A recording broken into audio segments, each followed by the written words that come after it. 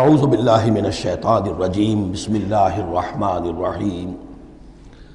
الیہ یرد علم الساعة وما تخرج من ثمرات من اکمامها وما تحمل من انثى ولا تضع الا بعلمه ویوم ینادیہم این شرکائی قالوا آذناک ما منا من شہید وضل عنہم ما كانوا يدعون من قبل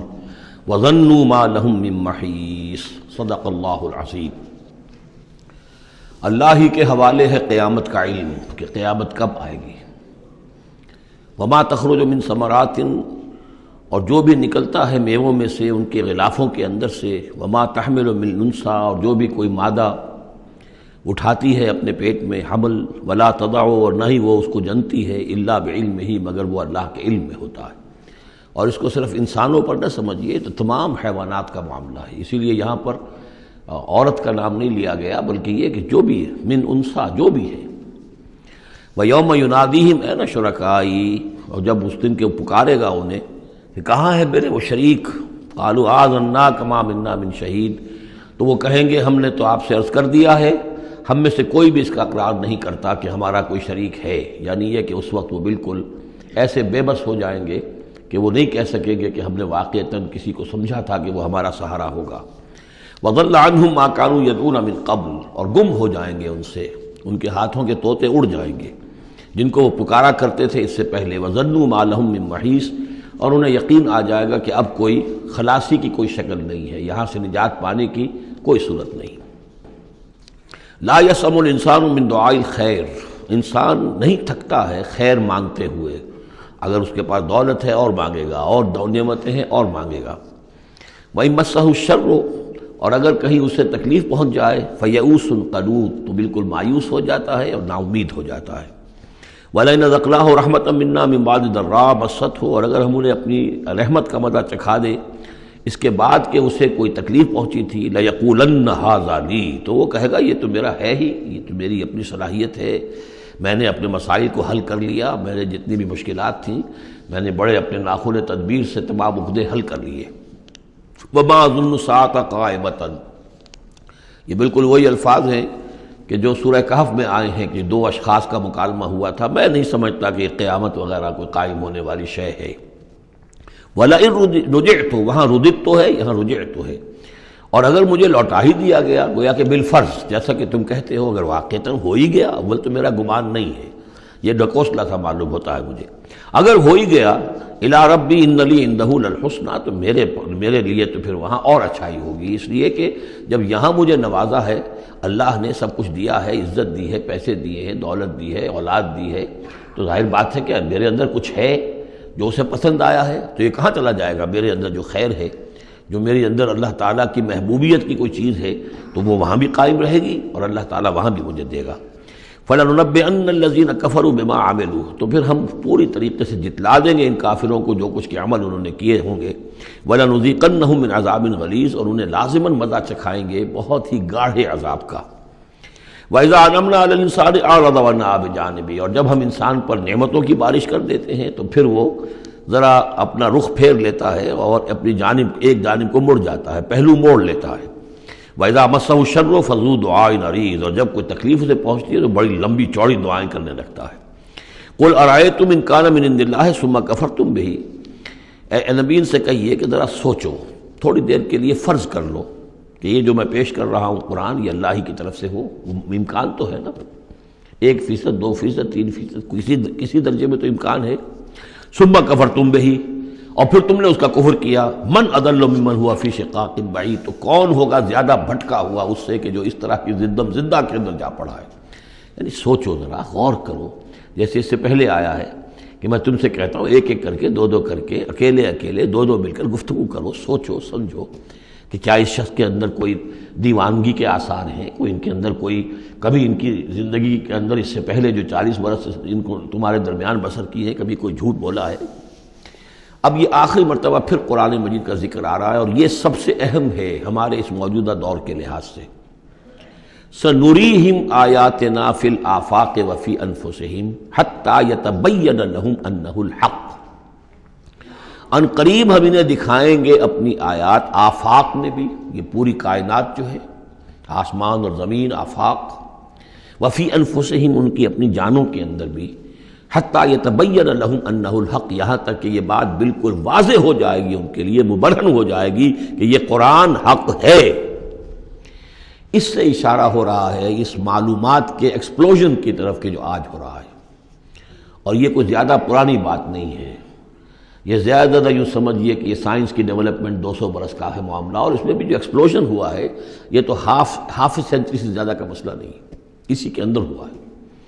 اور اصل میں آج کے دور میں قرآن مجید کے اعجاز کو ثابت کرنے کے لیے کہ یہ معجزہ ہے، سب سے اہم پہلو یہ ہے۔ تو میں نے جو تعارفی گفتگو کی تھی اس دورہ ترجمہ قرآن سے پہلے، تو میں نے عرض کیا تھا کہ قرآن مجید کے اعجاز کے پہلو بے شمار ہیں، کس کس پہلو سے قرآن معجزہ ہے ہم اس کا احصار نہیں کر سکتے، لیکن موٹی بات یہ سمجھ لیجئے کہ جب قرآن نازل ہوا ہے تو اس کا معجزہ ہونا سب سے زیادہ اس اعتبار سے تھا کہ اپنی ادبیت، اپنی فصاحت، اپنی بلاغت کے اعتبار سے معجزہ تھا، اور اسی پہلو سے چیلنج کیا گیا۔ تمہارے ہاں شعراء ہیں، تمہارے ہاں خطباء ہیں، تمہارے ہاں ادب کا بڑا ذوق ہے، کوئی اس جیسی ایک صورت بنا کر لے آؤ۔ باقی یہ کہ نہ بھی سائنسی معلومات تھی ان کے پاس، دوسرے یہ کہ جو فینومینا آف دی نیچر ہیں قرآن میں، جو آسمان زمین دیکھو، اب ظاہر بات ہے اس وقت وہ آدمی کیا دیکھ رہا تھا؟ اپنی ننگی آنکھ سے جو کوئی دیکھتا تھا وہی دیکھ رہا تھا نا، لیکن آج انسان دیکھ رہا ہے ٹیلیسکوپس کی مدد سے، آج انسان دیکھ رہا ہے مائکروسکوپس کی مدد سے، الیکٹرانک مائکروسکوپ سے، آج جو انسان کے معلومات کا ذریعہ جو ہے، تو گویا کہ وہ آیات الہیہ جو قرآن مجید میں جن کے طرف اشارے کر دیے گئے، ان کو جو 1400 برس قبل کا انسان دیکھ رہا تھا اور جو انہیں آج کا انسان دیکھ رہا ہے، وہ زمین و آسمان کا فرق ہے۔ اور ہوتے ہوتے یہ ثابت ہوتا چلا جا رہا ہے کہ جو کچھ قرآن مجید نے کہا تھا وہی حق ہے۔ اس میں اگرچہ ابھی کچھ حصے رہ گئے ہیں، لیکن بہت سے پہلو ہیں جو واضح ہو رہے ہیں، اور روزانہ کوئی شکل ایسی آتی ہے کہ جس سے کہ ان سائنسی حقائق سے قرآن مجید کا حق ہونا ثابت ہوتا ہے۔ لہذا آج کے دور میں اس کام کو بہت اہمیت حاصل ہے کہ اس کے لیے محنت کی جائے، کوشش کی جائے۔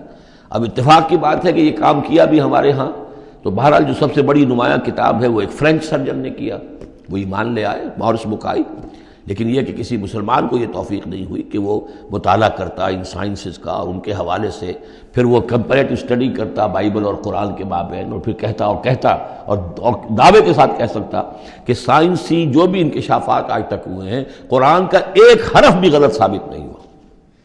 ہاں، قرآن مجید کے ان الفاظ سے جو معنی پہلے سمجھے گئے تھے جبکہ معلومات کا دائرہ محدود تھا وہ غلط ہو سکتے ہیں، لیکن قرآن کا لفظ غلط ثابت نہیں ہوا۔ آج قرآن کا وہ لفظ زیادہ اجاگر ہو کر، روشن ہو کر، جیسا کہ میں نے آپ سے عرض کیا علقہ، اب علقہ کہاں سے لے آئے؟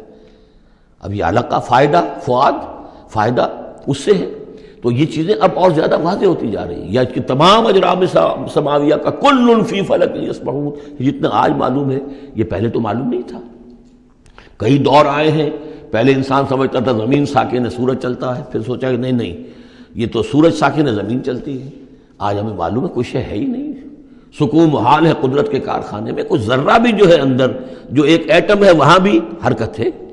وہ نیوٹرونز جو ہیں وہ کس طریقے سے چکر لگا رہے ہیں بے تابانہ، حرکت ہی حرکت ہے۔ تو اس اعتبار سے قرآن مجید جدید سائنسی اکتشافات کے ذریعے سے جس طریقے سے اس کے حقائق مبرہن ہو رہے ہیں، اس پر زیادہ توجہ کی ضرورت۔ البتہ اس میں تکلف کرنا اور زبردستی کرنا نہیں، جہاں وہ بات ابھی واضح نہیں، اب صاف مان لو،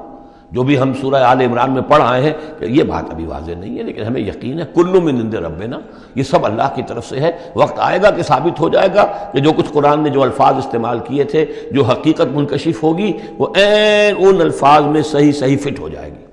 اگرچہ ابھی ہم اس کی وضاحت نہیں سمجھ سکتے۔ تو جہاں تکلف نہ کیا جائے، تصنع نہ کیا جائے، کھینچتان نہ کی جائے، یہ نہ کیا جائے، یہ بعض لوگوں نے یہ کیا ہے،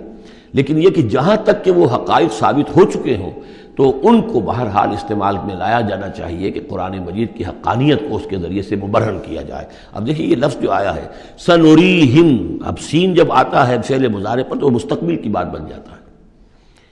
مستقبل میں ہم دکھائیں گے انہیں اپنی نشانیاں۔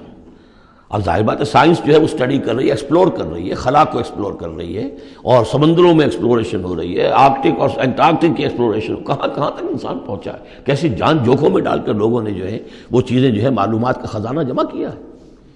سنریہم آیاتنا فی الآفاق وفی انفسہم حتی یتبین لہم انہ الحق،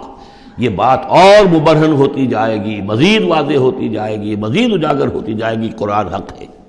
اولم یکف بربک انہ علی کل شیء شہید، کیا کافی نہیں ہے یہ بات تیرے رب کے لیے کہ وہ تو ہر چیز پر گواہ ہے، ہر کائنات کی ہر شے اس کی نگاہوں کے سامنے ہے۔ لیکن آج سے 1400 برس پہلے وہ